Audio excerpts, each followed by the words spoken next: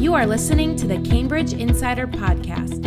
In this episode, we have the honor of having Jefferson Burnett, the Vice President of the National Association of Independent Schools, as a guest with us. Jefferson will give us a deep dive into the relevance of international education within schools. Thanks for listening. Cambridge Insider Podcast time. Hello, everybody, and welcome to another episode of the Cambridge Insider Podcast. As always, my host, Mariah Thompson, who is, I believe, going on vacation next week. So I'm super jealous. Mariah, how are you? I'm doing well, yes. Counting down the days to get to Orlando, Florida. Spend a few days doing some things that I love and enjoying the weather there as well. Excellent. Well deserved, I will say. And usually in a different episode, I will be going on and on about Florida, but we have a jam-packed episode today. So, it's my absolute pleasure and a privilege to introduce Mr. Jefferson Burnett, somebody who I've worked with a couple of times. He's the Vice President of the National Association of Independent Schools, NAIS. Jefferson, welcome to the podcast. That's great, Stephen. Thank you so much. Mariah, thank you so much. I'm thrilled to be here. Thank you again. Jefferson, if you don't mind, maybe just for our listeners to, give a little introduction to who you are and maybe a little bit about NAIS and what you guys do there. Absolutely. So, Stephen, as you said, I'm the Vice President here at NAIS, where I oversee the global initiatives area. So that's both international students and global education. I also provide counsel relating to governance issues, and I liaise with our local, state, regional, and national independent school associations. So that's there are partner colleagues, so I work with them on a variety of topics. And I am soon to be celebrating 30 years at NAIS. So I know it's a bit of a shocker, but I've done a lot over these years, and it's such a wonderful organization. And you probably might ask, well, then, so how long has NAIS been around? Definitely longer than 30 years. We were founded in 1963, and we represent about 2,000 private independent schools and associations, most of which are here in the United States, but we do have some schools that are overseas, international, as well as obviously in Canada. And we offer a variety of services and research and workshops, our magazine for heads of school, trustees, administrators, and others at this school. And it's a great organization. So I'm really happy. And you and I, of course, have gotten to know each other through our international student work. So thank you for that. Absolutely. Always a pleasure to collaborate with you and your team.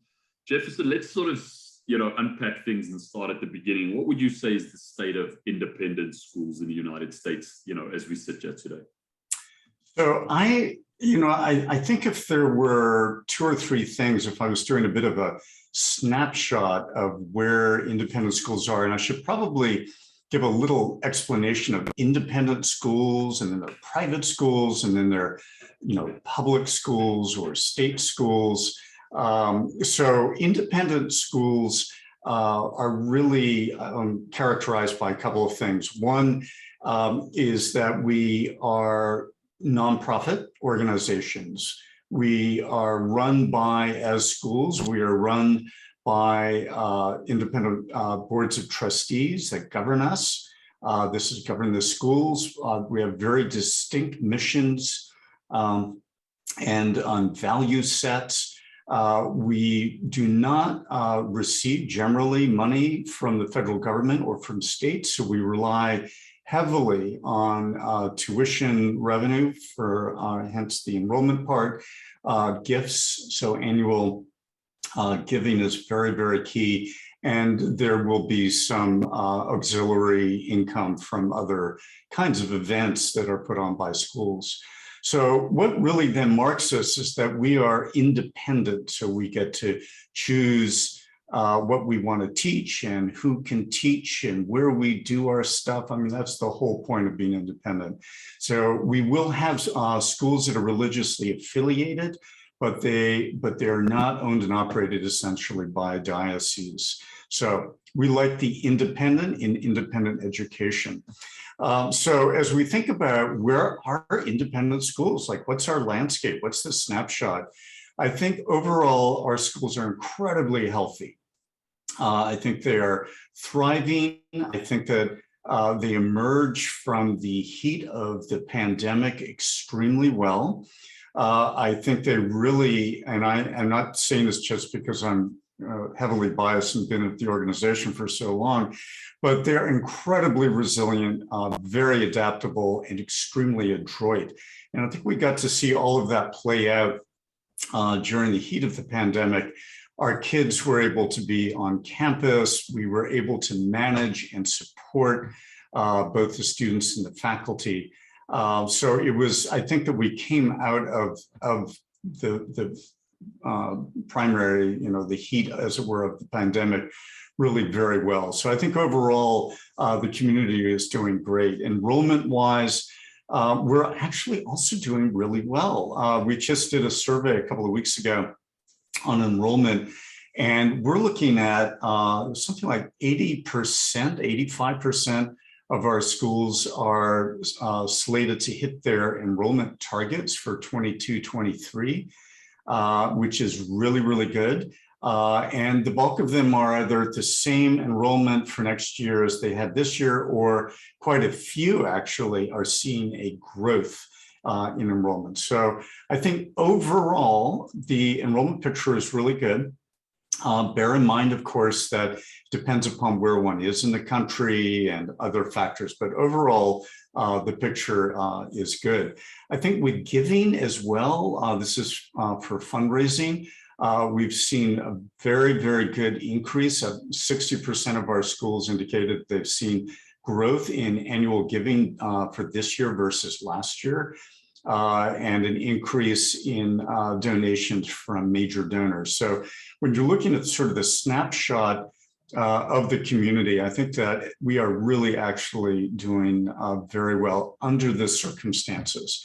So we're obviously are very pleased about that.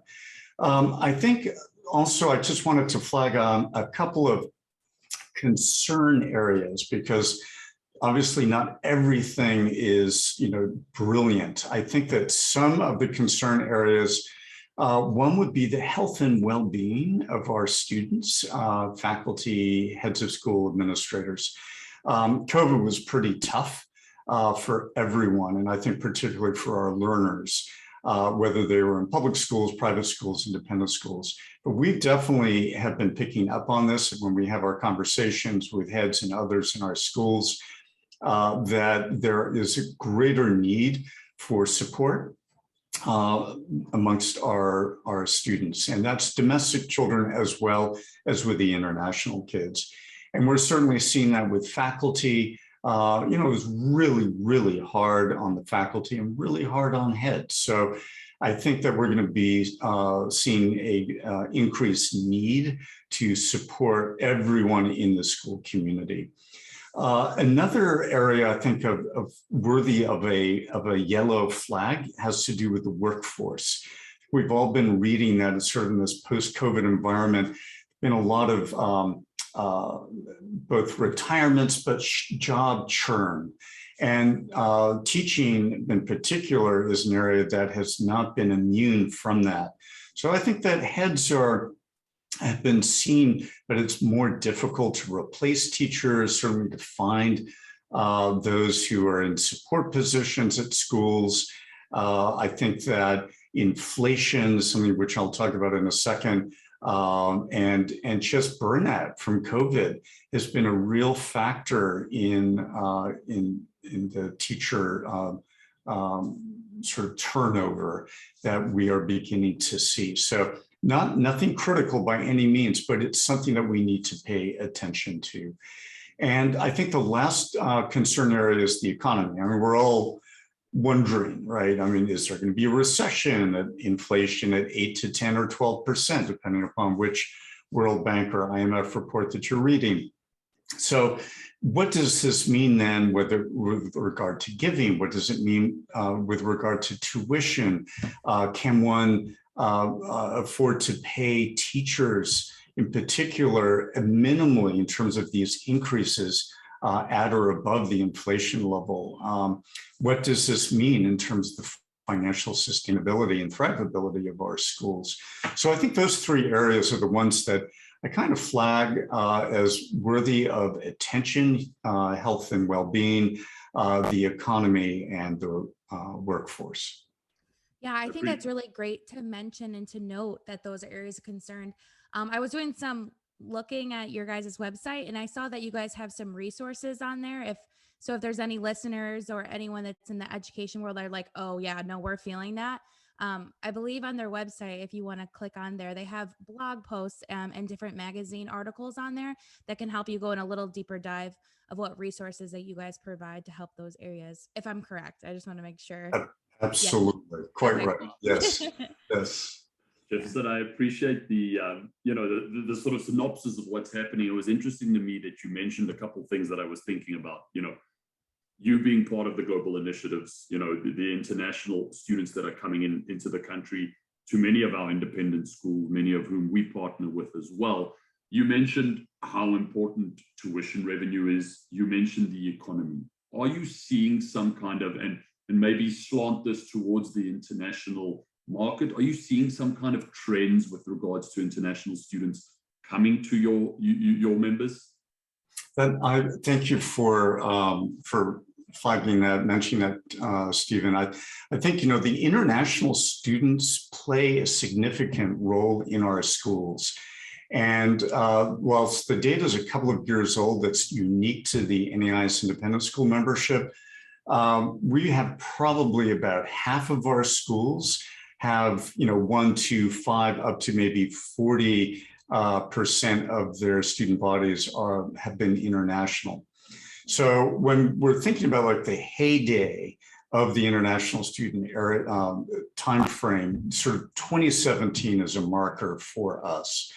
And we had about 30,000 plus international kids attending our schools on F1 visas. And this was, I think there are two purposes for this. One is first and foremost an alignment with the school's global mission. And then secondly, around revenue. And when one calculates sort of back of the envelope, what the revenue certainly was a couple of years ago, we're talking well over $700 million a year in net tuition revenue for these schools. So it's a very significant amount for these schools. So when one begins to see those numbers depressed, there are definitely going to be conversations at the board level as to what this might mean. Is it a short-term COVID-induced issue, or is it a midterm or long-term problem? And I think we are seeing for private schools, not just NAIS schools, but for private schools, from 2018 to 2021, there was a decline of around 42% in enrollment of the F1s in the private school arena. And interestingly, not too far off from what we were seeing in higher education. So the markets, of course, that have been affected the most have been China and Vietnam. And those, of course, as we reflect on how COVID has affected those countries in particular, it's the lockdown piece. So as soon as one, makes it really tough, if not impossible, for the admission folk to be able to travel to Vietnam or to China, or for those students to then visit schools or to actually leave the country and go to schools in the US, that has become very problematic. It's definitely easing up now, thankfully. But I think that quite a bit of this decline is very much due to those kinds of COVID health restrictions, travel restrictions over the past couple of years. But it is something that we definitely have noticed. And Inquiries, applications, for the most part, are down. Mexico, interestingly, we've seen an uptick in inquiries and enrollment applications from Mexico. Vietnam is a smaller market, but there's been a bit of an uptick there. South Korea is coming back on the radar. But China, where half of those 30,000 plus students who were attending our schools were from China. So when that gets quieted down, meaning when those kids are not able to be mobile, then that obviously affects both the bottom line of our schools, but I think really most importantly, the global mission of our schools. Absolutely. You mentioned, and this is an interesting thing to think about, the fact that the majority of your schools, I think you mentioned 85% of them are going to hit enrollment targets, which is amazing news. Am I right in assuming that a lot of that for the past couple of years through the pandemic has been domestic enrollment? Yet when we've had conversations, we've spoken about the need for the international student market, or schools to continue to give attention to the international student market, to continue to try and find ways in which we can make sure that our international enrollment is at a good rate, and that we can continue to add, as you say, to the mission, to the value of these schools, but specifically as inflation rises, continue to add to the financial aspect as well. What are some of these conversations, some of these solutions that your members talk about, that you perhaps give to your members when it comes to the international market?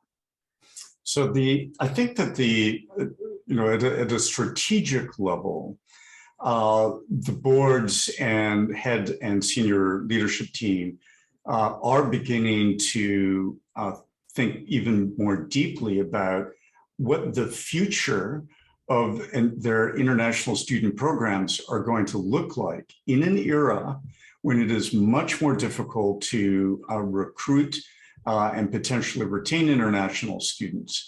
And so the whole, running for a decade or so of, agents and others, families knocking on the doors of schools and saying, I have 10 children, would you like them? They're smart and they're full pay. Those days are really not around anymore, certainly in the, as many of those kinds of opportunities we used to have.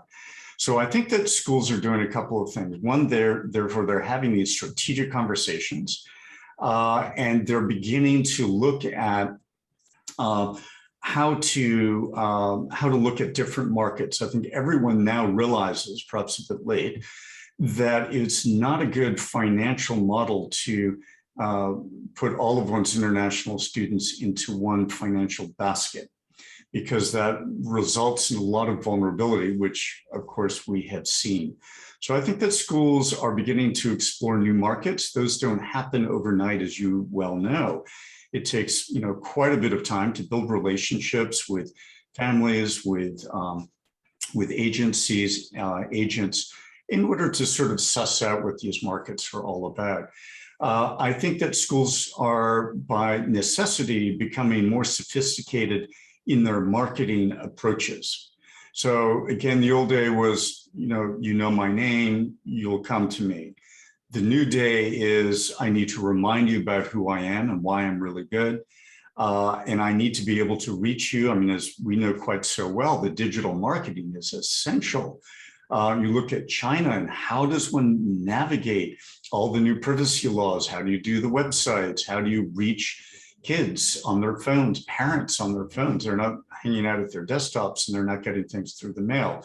So I think that is really important. Another piece that I think is really key is being super clear on who you are as a school. Like, do you know you're unique? Like, how do I differ from a school a couple of states away or in another part of my town? Like, what makes me special?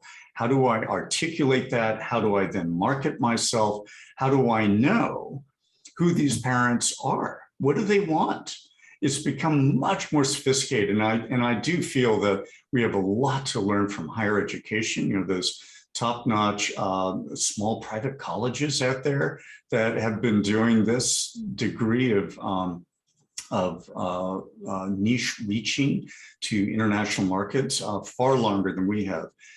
So that's what I think, how schools are responding to essentially a kind of a steady decline in that international student market, meaning that there are still students out there. It's just we have to approach finding them and attracting them to our schools differently. So again, being much more strategic, thinking about who you are, understand your parents and students, and marketing in a more sophisticated fashion than we have in the past. Absolutely. I could listen to you for 2-3 hours, just insightful stuff from clearly somebody who's been involved in the industry and just in independent schools and in education in this country for 30 plus years, as Jefferson mentioned. Jefferson Burnett, thank you so much for joining us on the Cambridge Insider podcast. Any final thoughts from your side? I usually give guests an opportunity, if there's something that they're carrying on the heart, to be able to say it if they so will. That's great. Thank you very much. Well, I just have to say, and Mariah, you flagged it early on, that NAIS is a treasure trove of resources for our schools. And we've got advisories, tons of research, great networks, programs, webinars, meetups, the jobs to be done research that has been done to better understand parents, and you name it. We've got these fabulous tools. Market View is another one, Dazzle, which is our essential data for schools to use. None of these solutions, as it were, as how schools approach declining either international or potentially domestic markets, none of that happens just on one's own. You've got to be able to figure out how to adapt. So we have a lot of those tools to help schools figure out where to go in the coming years. Excellent stuff. Mariah, any final thoughts from your side? Yeah, just thank you so much for coming on. I feel like you left us with so many takeaways of how to think strategically of wherever state a school is in. If they're deep in their strategic plan on their international students, or if they're just getting started, I feel like there's a lot of takeaways for whatever level they're at right now. So definitely thank you for being organized and knowing your stuff. It was great. Fantastic. Well, thank you. And thank you both too for all that you're doing for our schools. And it's just tremendous. So thank you very, very much. Much appreciated. Jefferson Burnett, the Vice President of NAIS. It would be amiss of me just before we say goodbye to not mention two things. Jefferson did mention the health and well-being of both, faculty, staff, as well as students. It's something that I think we do take very seriously. Reach out to Cambridge Network, reach out to your member schools, reach out to the NAIS. There's a lot of resources out there. If that is a need and that somebody is in need, make sure that we can get them that support that they so desperately need. The final thing that I did want to mention is, Mariah, enjoy the vacation. You get to go away, and some of us don't. And that's okay. We will hold the fort while you're away. I appreciate your help as always. To all of our listeners, we'll catch you around the next episode of the Cambridge Insider podcast. Bye-bye, everybody. Thanks for listening to the Cambridge Insider podcast. Don't forget to like and subscribe to our YouTube channel to never miss an episode. For more Cambridge updates, follow us on Facebook, Instagram, and LinkedIn. Have a great week and stay connected.